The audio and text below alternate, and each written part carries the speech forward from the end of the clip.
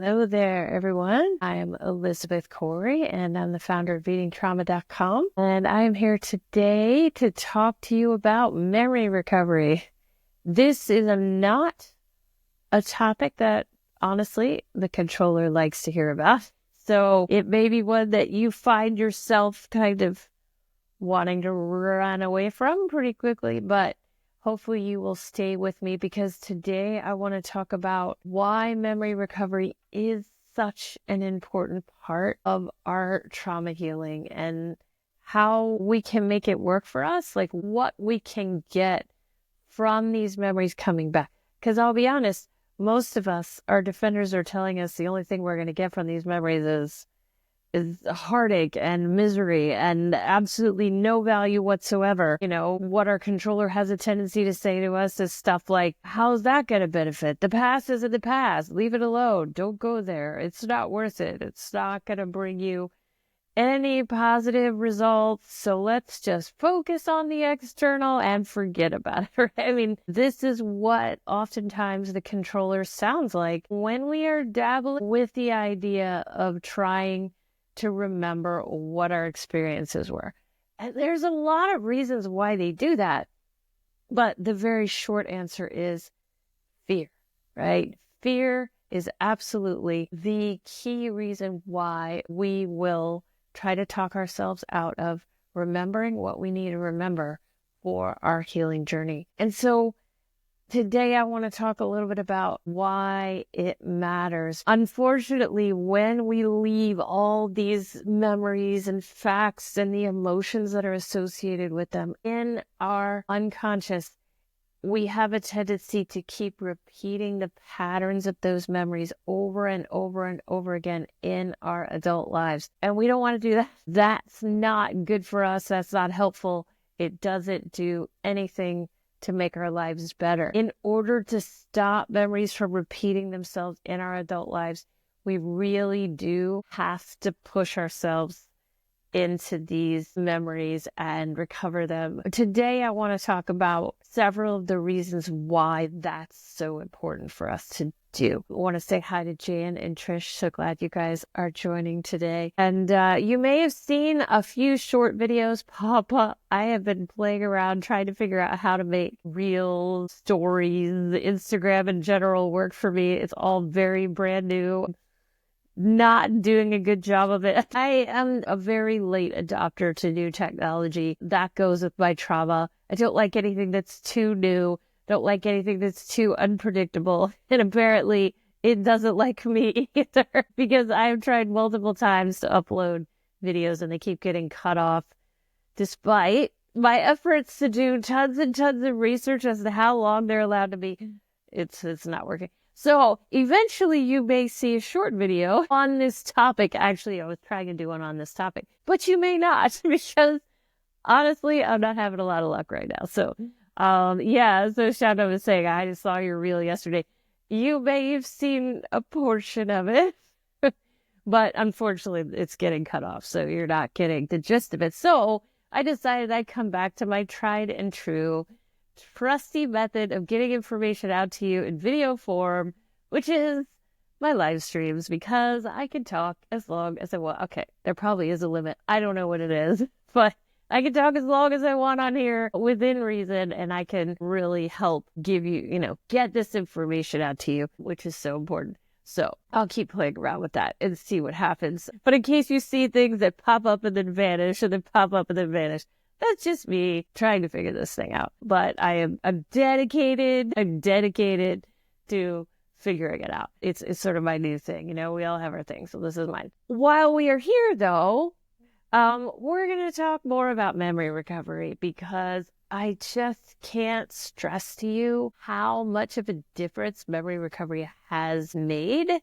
to me, to my clients who have ventured bravely into that area, because remembering really does shift us out of the patterns that those memories have been causing over and over and over again in our lives. And so I'm going to talk about what are 3 really big advantages we get. Number 1, what happens to us when we start getting memories back? Okay. So the number one reason that we should be getting them back is that in order to fully protect ourselves from people, right, who have harmed us or situations that have harmed us in our childhood, is very, very beneficial for us to know exactly what happened. I call this the power of information, right? And don't get me wrong, I'm not saying you've got to get every single memory you ever had back, but you do have to understand the patterns. And if there is a chance that somebody from your childhood is still connected to you in your adult life who has harmed you, you need to know what they did. Information is power. Power is information. I have found that the more I remember, I have gained so much power, even over the people who harmed me in childhood, because many times they don't remember everything either. So the more I remember, the more information I have at my disposal, which means I can make the best possible decisions in my adult life. So this is where the protection comes in. If we know who's harmed us, we can set boundaries, or in the case of a lot of people who've harmed us, we may need to build those walls. We can get these people out of our space, okay? That is so, so important for us. We are not meant to have people in our lives who have continually abused us when we didn't have the power that we do as adults, okay? So we need to get them out, but we can't get them out if we don't. And a lot of times we don't remember because our defenders have agreed to some kind of contract with this person that we're only going to see them in a certain light. That light is a lie, and that contract is actually not binding. So you don't have to keep going with that, but your defenders are saying, yes, you do. They're terrified. So that's a lot of the reasons why we don't remember. It's not because of some kind of scientific thing going on in our brains that we can't possibly work through. Actually, we can work through the fear of getting the memories back, and we can begin to get the memories back. That is absolutely possible for us. When we do, we can move into a different mode of self-protection. If we know who harmed us, if we know what they did to us, if we know their identity, which sometimes that's not even possible, even with repressed memories, depending on what happened to us. But if we do, that gives us a ton of power as adults. And we can really begin to set those boundaries, put up those walls, go no contact, avoid being in the presence of dangerous people. And many times when we don't remember, we don't have the capacity to do that. So it's so critical. This is just, I'm only on number one of why it matters to get memories back, but it is one of the most important reasons why we need to get them back. Excuse me. So if you're feeling fear about memories, please write from that fear, and we can, at the end of this live stream, we can go over some different prompts that you could try for writing from the fear about getting the memories back. But I can tell you that almost everything the fear says is going to happen about getting memories back is actually false. It doesn't happen. Okay. Our defenders will go as far as to even believe that the people who've harmed us are magical and that they will know we're remembering stuff. They can't know. They can't know that we're remembering stuff. I mean, unless we tell them, which at some point we may choose to do that. But that's our choice, right? We have that choice. But we oftentimes people who've harmed us will even tell us things like, I'm going to know if you remember. I'm going to know if you're talking about this to other people. I'm going to know. No, they're not. No, they're not. But that's what we believed as children. And it is possible that they knew things in childhood that seemed magical, but it's just that they were adults and we were children. So they had avenues to be very controlling over us. And we didn't really totally, as children, understand how they managed it, right? So it tends to lead towards this magical thinking, and that magical thinking and stop us from wanting to get our memories back. So that's number one, self-protection. It's pretty darn important. Honestly, we don't even need 2 and 3 in order for it to be valid and useful for us to get our memories back. But we're going to talk about them anyway. The next one is that we can stop self-blame, okay, for what happened to us as children. And you may be thinking right now, I don't blame myself for those things. It's fine. I already stopped my self-blame. And I am here to tell you that you probably didn't, okay? I understand that consciously, in this conscious place in your mind, you're not blaming yourself for what happened. And don't get me wrong, some people still are. But a lot of us, especially if we're in these kind of circles where we're having a lot of conversations about abuse and what abuse is, we've learned that what happened to us was not our fault. So we may be on a conscious level going, yeah, no, I wasn't responsible for that. That's not my fault. I already know that. So I don't need to get my memories back because I already know that.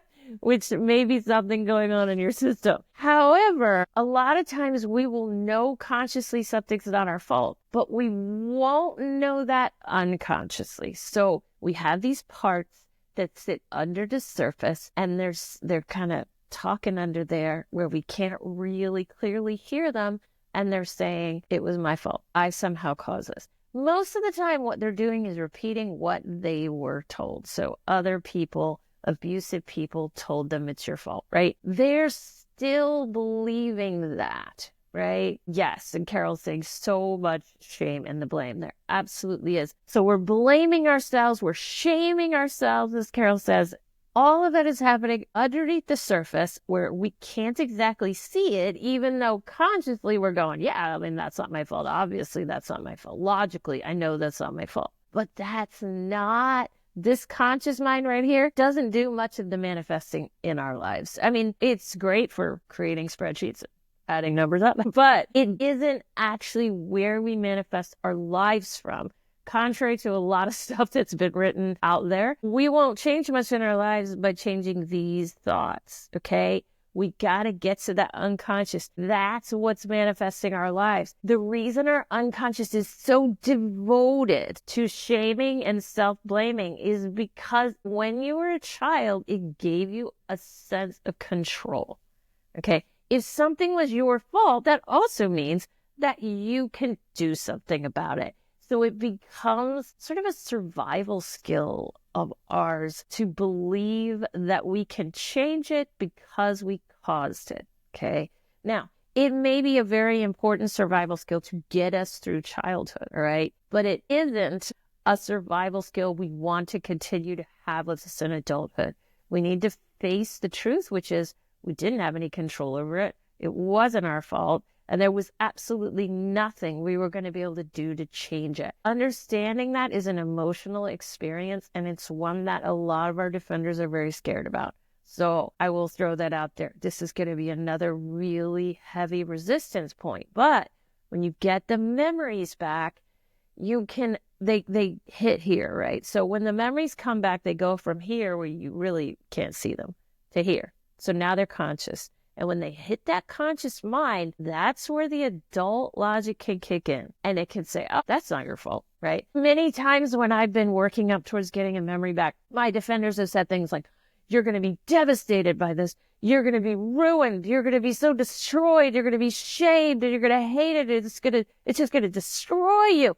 And I've gotten the memory back and I've just been like, that's it. Like, and I don't mean that what happened to me was okay, but I mean, the impact on me is actually quite the opposite. The impact on me is relief. The impact on me is like, I didn't cause that. That's not my fault. I'm not going to blame myself for any of that. I'm going to release the shame that I'm holding about that thing, right? So that is actually how we fully release our trauma from our system in a way that makes it stop repeating itself.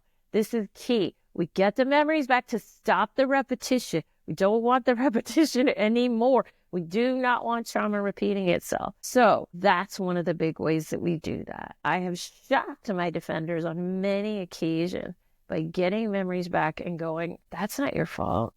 And these are parts, they've just been blown away. They've been blown away by my response. So we need to allow ourselves to experience that. If we don't get the memories back, we can't change the way these unconscious parts are thinking about these memories. When they come into the conscious mind, we can then change it.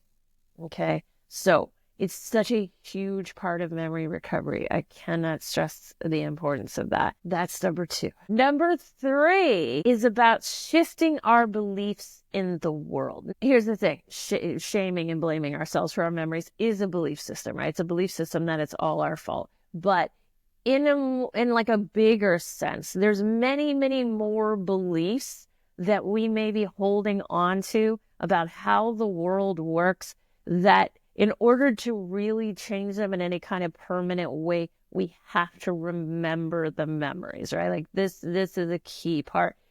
And especially we need to move out of kind of an all or nothing thinking, which is very typical with our inner parts who have not been able to grow up and express their trauma and their emotions will often have very all or nothing thinking. It's what creates the battle in our system where parts are fighting with each other and actually causes anxiety in the end, because like you got a part over on this side and you got a part over on this side, and they're very extreme and they believe that only one of them can win, and hence anxiety, right? Anxiety for the rest of our lives. Sometimes it feels like, but what we want to do is we want to start moving out of the all or nothing thinking. We want to start moving out of generalizations, especially. And what I find is that as we get memories back, we can then put the blame for the memories where it belongs, not on us, on the people that harmed us. And then we can stop generalizing those people to the rest of the world. Because when we haven't processed these memories that are sitting in the unconscious,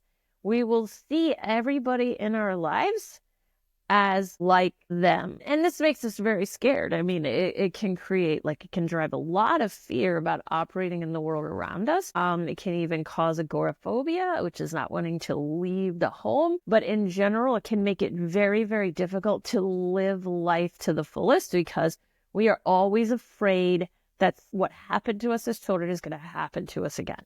Okay. So when we move out of generalizing our abusers' actions and behaviors onto the rest of the world, we can then begin to practice what I will call discernment, okay? It's not really what I call discernment. It is discernment. It is a word in the dictionary. But this is how I like to use it, right? Which is, discernment is something that we build when we start to see people and the nuances of who they are, and that they are not all like our abusers. However, some may be like our abusers. So we can really begin to tap into our intuition and go, this person is safe, this person is not. You know, these situations are safe, these situations are not. It's very hard for us to do this. And this comes back to protecting ourselves, right? If we have our parts telling us everyone is like these people, nobody is this way. So we can build so much more discernment when we know what our memories are, because then we know who was dangerous. And because it's now conscious, we also know the red flags of what makes somebody dangerous. That is so critically important. Because a lot of times in childhood, when we're experiencing trauma and abuse from another person, we have what I mentioned earlier. We have these contracts that play out where we're not really allowed to fully understand exactly what this person is doing, and, you know, that they are in fact a bad person. So we tell ourselves, it's fine, they're fine, it must be my fault. These are all survival skills that we develop in childhood. And so we start telling ourselves those stories. The problem is those stories come with us into adulthood, and we keep telling ourselves those stories. So when somebody is exhibiting red flags who's not associated with our childhood, we will still tell ourselves the same thing. Oh, that's not that bad. It's fine. They're having a bad day. Excuse. It must have been something I did. The same stories come forward, and they affect our interactions with people in adulthood. And it limits our ability to discern who is safe and who isn't, even outside of those people from childhood, as I talked about in that first example where we need to protect her. So these are the 3 examples I have for you as to why it is so critically important to remember. Please consider these as you start moving into the possibility of getting memories back. I cannot stress how incredibly helpful in our trauma healing getting memories back can be. It drives a lot of the experiences we're having in our adult lives. It manifests so many patterns and cycles for us. And it really keeps us from being able to fully heal when those things are sitting in the unconscious and those stories have gone untold up until this point. So, But you may be thinking, well, great, I probably have memories because here I am listening to you. So you're probably thinking, I probably have memories there, but I don't know how the heck to get to these memories. And oftentimes people will say to me, how do I know if I have memories? And my response will be, because you're asking me that question, right? So if there's a thought or a question that you might have memories, there is, I think, a really, really good chance that you do. But you may be thinking, okay, great, so I had them. How the heck do I get to them, right? And as I was talking earlier about our need to really connect with the fear that stops us. So for those of you who followed me for a long time, you know that I am a big, big fan of what I call resistance writing. Resistance writing is when we want to do something, and so we need to connect with what is blocking us from doing it. This is, in my opinion, some of the most important and most successful work you can do in healing your trauma. A lot of times you'll see stuff that says focus on the positive, focus on setting intentions. I think there's a place for that, but I cannot stress the importance of resistance writing as a part of our healing journey. And this is an excellent place to practice that. When it comes to memory recovery, working with what you feel in your system, resist memory recovery is an excellent place to. I like to say you have to start where you are, and this is where you are, right? So if you're there, it can be so critical to work with the fears that are coming up. And I mentioned a few of them as we've gone along. Fears that we're going to get in trouble on a most basic level tends to be a karma kid belief. Fears that if we remember, we will drown in the memories and the emotions and we won't be able to handle it. This is a controller belief. So these are two different directions we can take as a part of really connecting with the fear. I also mentioned earlier a little bit of magical thinking that might be in there from the karma kid, saying, if we remember, they're going to know we're remembering. That does sometimes show up for us with the karma kid. They have a lot of that magical thinking where they can think that people are much more powerful than they actually are, which is, of course, what these people wanted us to think. Then we might have the guilting stuff. So this is still based on fear. Yep. And Carol's saying fear that you're making it up, right? Denial is based in fear. It is not just a river in Egypt. It is a huge part of all of our lives. I cannot even stress it enough. So yes, Carol's bringing up an excellent one when she says the fear of making it up. The truth is what I found with memory recovery is even if you don't get every little teeny tiny fact correct, it's about the emotional expression and the release of the memory from your system. We do not have to prove it in a courtroom just to remember it. But your controller will tell you you do. I promise that. Mine certainly has. Jan is saying, having to do intentional deep breathing as you are speaking about the details of this topic. This is a tough one right here. Acknowledging the sadness of the art of childhood survival strategies. Thank God for them, but sadness that they had to be created. Yes, need to write about this topic. And that's really important for us. Honestly, I think it really helps bring us into a place of compassion, self-compassion, when we can kind of say, hey, look, you had to do what you had to do to get through it. And I'm not going to sit here and, give you a hard time about that. You did what you had to do. I think it's important to allow ourselves to have compassion for the survival skills we developed. And then at the same time say, okay, but now it's time to try something different, right? That's not serving us now. It did serve us. It was very beneficial in childhood, kept you going, kept you alive, kept you, from wandering the streets as an 8-year-old because your conditional love was pulled away from you. All of those things, yes. But what it didn't do, what it's not doing in your adulthood is letting you heal the patterns, stop the patterns so that you can move on from these patterns in your life. And that's what this is all about. Every time I run into a disturbing pattern in my adult life, I ask myself, what's driving this?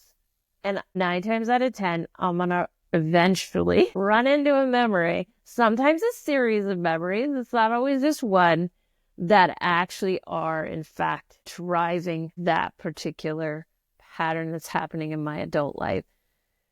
And it's so important for us to allow that understanding to be there, because I can tell you it's life-changing, truly life-changing. If we can ask ourselves that extremely brave question, what's underneath this? I know a lot of people on this live stream are already doing this and are doing amazing work with this concept. But I can tell you that if we could get everybody on board, we'd live in a completely different world. Because most of the things that are not working in this world today are coming from trauma patterns that have never been faced or healed. So take some time, get to know what your memories are that are under there. Your defenders are going to come at you. They're going to tell you, no, we're not going there. And they're going to give you all the reasons I've talked about today, right directly from them in first person. Let them speak. Let them tell you how scared they are. Really connect in with that fear, ground into the body and listen to the fear. But the fear is generally no longer, there are some exceptions to that, but typically speaking, once we become an adult, we can release that fear and find ways to move on with our lives. Like the powerlessness is a flashback. Remember that. And that's a really great writing to write from that unconscious powerlessness as well. I want to thank you guys all so much for being here with me today for the long version, since no matter what I'm doing, I can't seem to get the reel posted properly without it getting cut off. So we have a full half-hour discussion on this topic, which I was going to do anyway. Thank you all for being here, and I look forward to talking to you next week. Same time, same place, and maybe, just maybe, you'll see a reel in between. We'll see. I'll talk to you guys later. Bye.